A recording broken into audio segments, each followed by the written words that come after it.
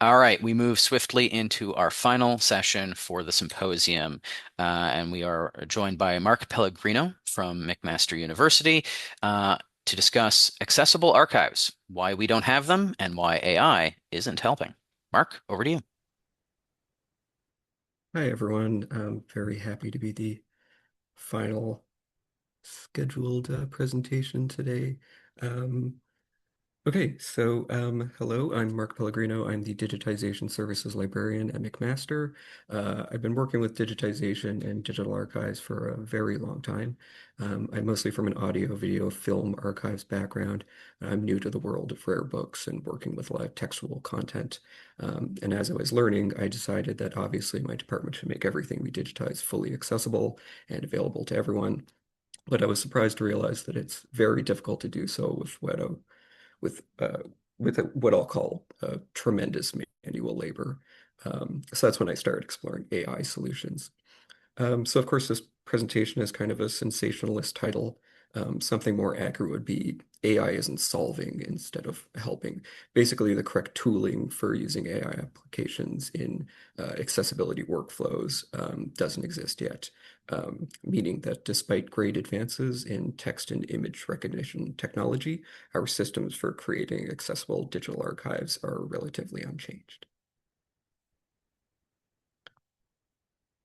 Okay, so the impetus for the following was receiving an accessibility request to make a work from our archives accessible to a visually impaired student. The book was by Ulysses Aldrovandi. It's called the Monstrum Historia.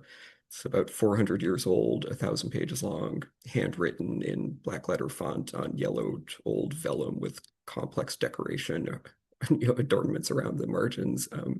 It's a tough one. So the challenge is that we need to perform optical character recognition on 1,000 complex pages like this. It's basically kind of your worst case scenario for OCR. So just a quick look at OCR and a bit about how it works. So it's divided into three parts. The first part is the actual recognition, right? So it's obviously software that looks at an image of text and predicts what each of the words in the text are, then overlays the digital text over the source image. Its ability to do this varies on many factors that we'll look at.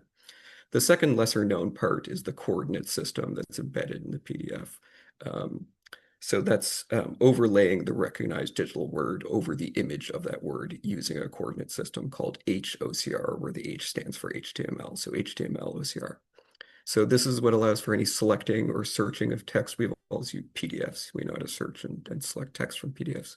Um, so the HOR is XHTML and is embedded in the PDF. Each word is given an ID and basically just numerical coordinates that correspond to a section of the image. And then the reader will use that to assemble our textual overlay. So you can see in our image, I've highlighted a chunk of our XHTML HOCR code, and that's giving coordinates for the word nature, which we can see corresponds to a part of our image. The third part is predicting the font, um, which I didn't know much about, but PDF creation tools will actually recognize the font. They'll try to guess the font in the image, and they'll embed a TTF file of that font in the PDF. So imagine if you had an image of Helvetica, but the font was Times New Roman, it just wouldn't work, right? It wouldn't lay out. So the matching fonts is actually an important factor of this. Okay, so looking at accessibility tools, especially with PDF, the big one is Adobe Acrobat. Um, so why PDFs, right? It's the best tool we have responding to accessibility requests from a student. It's an excellent way to easily encapsulate and disseminate information online. It's very important for archives because it retains the original quality of the source book or image, and then it allows you to kind of interact with the text and the image at the same time, which you don't always get in a web-based experience. But most importantly, it supports the accessibility features that we want. A PDF in many ways operates just like a website. It's like a self-contained website more so than an image format in that it does have an internal HTML tag structure. You can embed hyperlinks, images, fonts, audiovisual content, etc. So I think we're probably familiar with the elements of accessible PDFs, right? You have tagging where you can assign an HTML tag to each element. You have the reading order, assigning an order, a numerical order to each element for screen reader usage. You have that OCR that we just discussed, the text overlay, which can also be from a born digital source, doesn't always need to be from OCR. Um, you have the alt text for your images. This is another opportunity for AI, except that it wouldn't work right in Acrobat. You'd have to kind of export your images out, do some kind of like recognition software, and then import the output of that back in, which is quite laborious. And then there's simple like embedded metadata, right? Title, author, subject, keywords, things like that. So in the image on the right, that's a screenshot of Acrobat, and we can see it's not the best image, but on the left you can see the tagging structure that Acrobat has assigned to this, kind of generic document over on the right. It's just a page from a textbook. Um, and it decided that every element was a paragraph. So instead of using, an H1, heading one tag for the title and an H2 tag for the subtitle, it just called them paragraphs. And, there's citations down at the bottom, and it could have been a cite tag, or, there's a lot of options that it could have used. And then in that citation, there's some reading order. It's probably, again, hard to see, but it's all, it's completely wrong. It just kind of jumbled it all up. So you could imagine that, manually going through and correcting every element and the order of every item in a several hundred pages long book is almost impossibly laborious.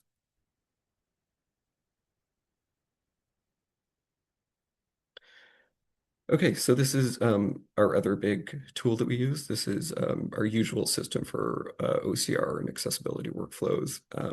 So Abby, it's a OCR editing and verification tool. Um, it's the typical tool for generating and editing your OCR. And then typically you would do this first and then Acrobat for everything else, like your tagging, alt text, reading order, etc. So Abby does its own recognition. The quality can be pretty good. So on the left, you can see the original image and the generated OCR text on the right. So on the left, you can see recognition areas where you define something in green as text or something in red as an image. So this helps guide the OCR process and prevent overlap and errors. The right side operates just like a word processor, like Word, where you can manually correct the generated OCR results directly compared to the source image. So Abby's a great tool overall. It has some shortcomings. The quality of Abby's recognition just isn't at the level of like the big corporate tools like a ChatGPT or a Copilot or something like that. Therefore, there's a lot of manual correction that accompanies it, which can take hours, or in the case of this book, it can take days. So Abby supports its own user interface for machine learning training, where you can theoretically train the software to better recognize your specific images. I spent a lot of time on this trying to teach it that in that word physica, that the long Latin S character is actually an S and not an F. But it never really figured it out. The results weren't great. So it saves, you can save characters as you go along to a character map that you can edit. And there's really an art to training. It doesn't always work. You can overtrain, you can undertrain. It has varying success.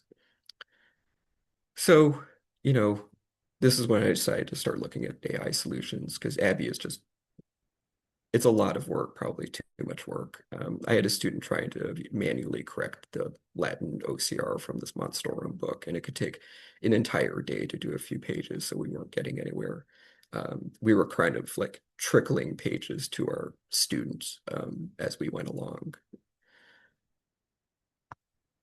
So AI solutions. So I started exploring various AI options. I've broken it into two categories, the big giant ones, the big corporate giants, and then the smaller free open source options. So Tesseract being the most notable and widely used one of these, although I did try others. I'm not really going to talk about them here. Um, so this is where the title of this presentation comes from.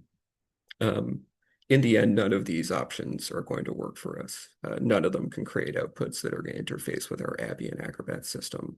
And, we'll talk about why in coming slides. So, on the corporate side, you have plenty of options. They're all very accurate. However, they have many downsides.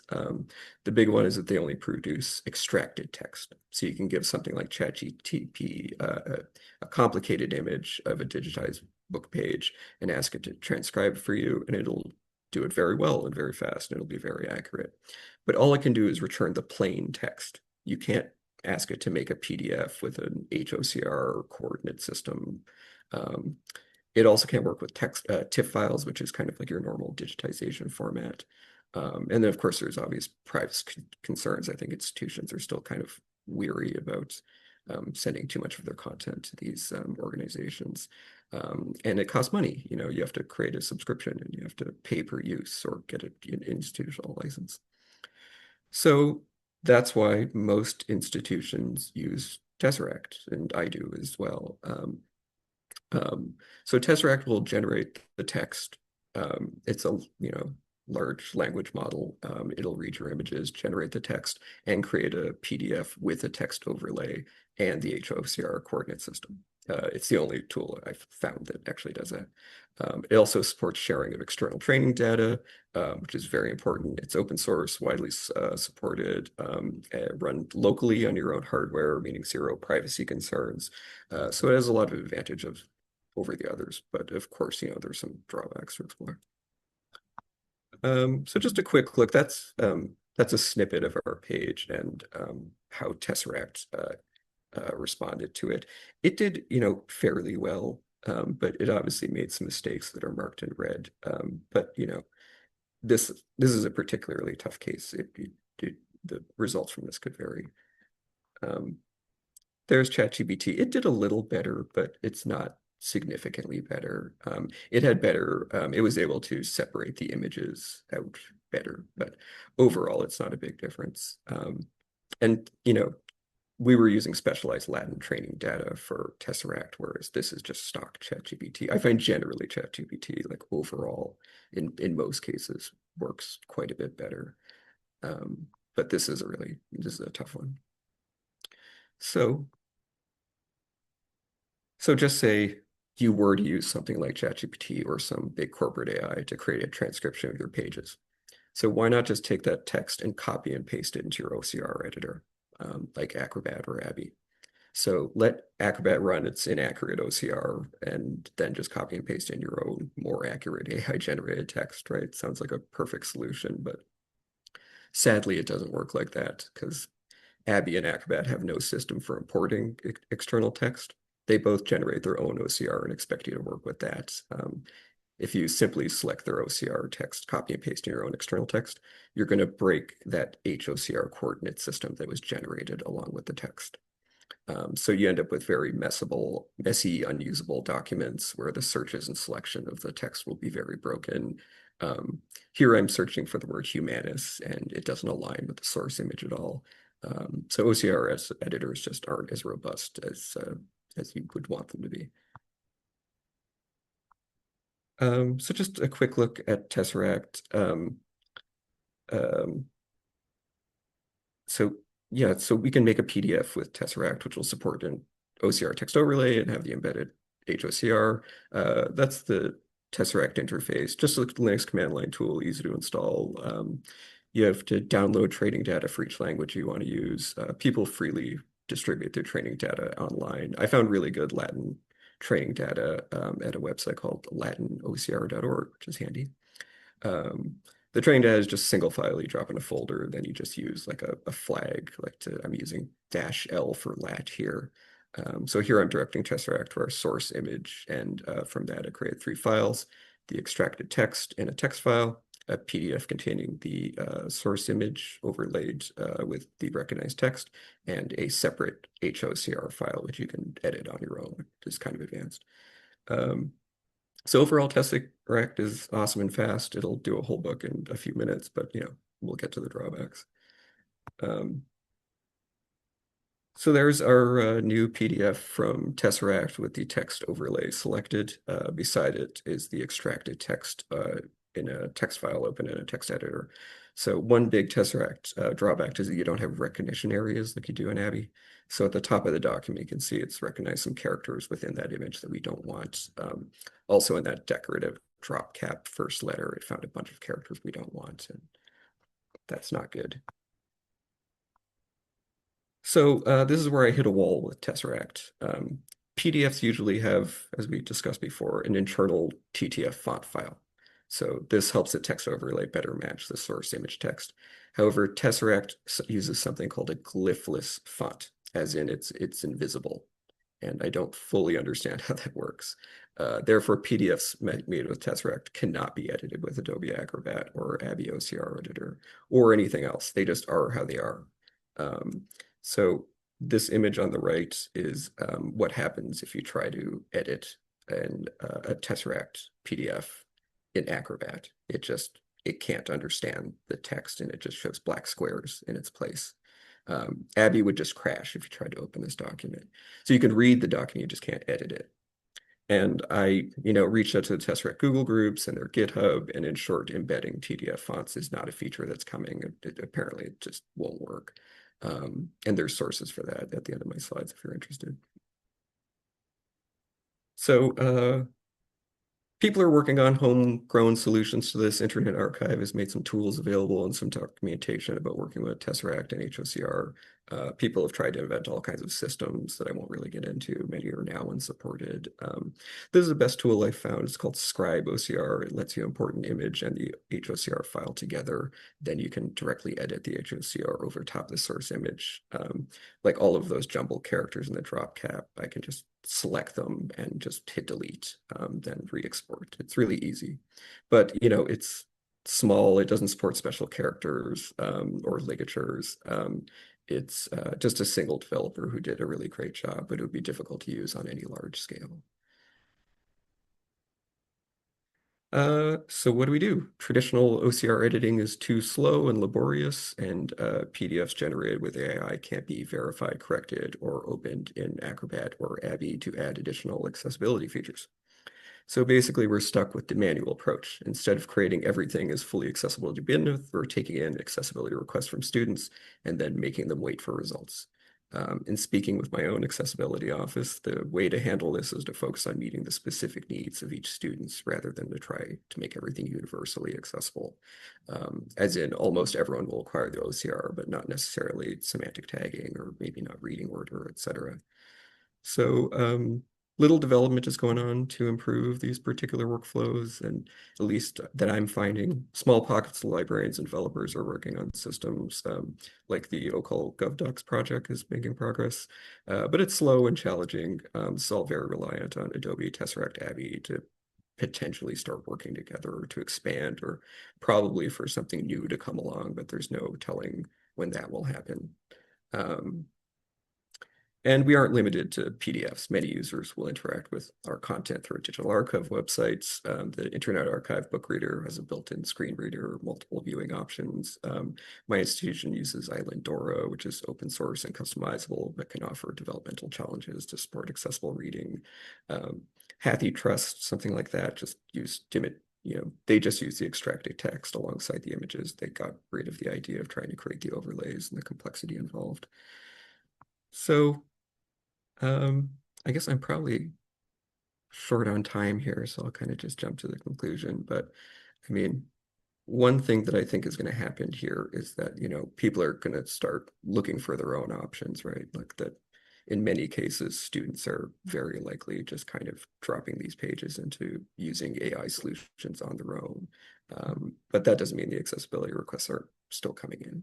So this doesn't mean that we give up on our accessibility practices because it's, going to take time. The future of accessibility support is probably not solving the problems I brought up today, but most likely relying on new solutions to take shape over the future.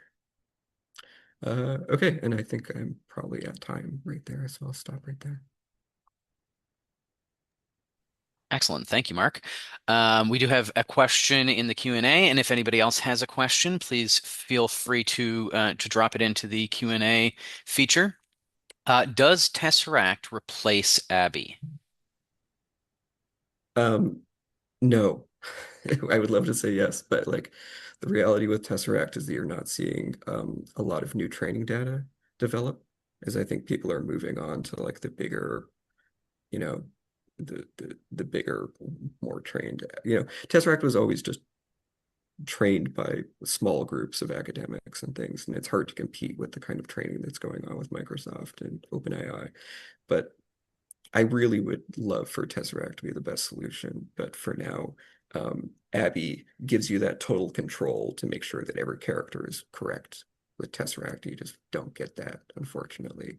And I don't know if you will. I'm seeing less and less development around Tesseract and people moving to things like the open AI APIs is just so easy to use. But again, privacy concerns.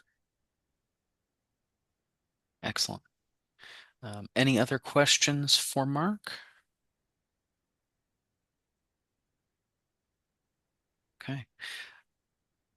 We'll give it a couple count because we do still have a couple minutes here.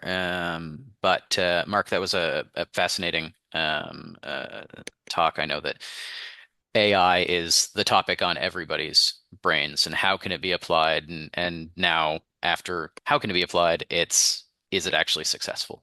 And I know that in the accessibility community, this is the conversation that is happening. So I really appreciate your perspective. Accessibility in archives is something that doesn't get a lot of attention. So thank you for your work here, and we look forward to continuing to hear more about developments. We do have one more question. Would an art AI be able to do the text recognition? Oh, I'm not sure what you mean by art AI, but like like most likely, like all of those AI, like like Copilot is great and Google Vision is great and OpenAI, they all work, and they'll recognize pretty much anything, whether it's words or images. It's just all they give you is the text, right? So I'm in a unique position where I'm thinking about archival content where I want the text right there with my images because of the quality of the source. But I mean, a student could easily just take an image from one of these books and throw it into ChatGPT and say, tell me what this says. And yes, it would recognize it nearly perfectly, but in a way that allows me to incorporate with my imagery that doesn't really exist. And I kind of wanted PDF to be the perfect, it's kind of like the perfect scenario. You have the image, you have the overlay, and then you have all the accessibility features in a compact file size. It's easy to distribute, um, but it's really hard to make. Excellent.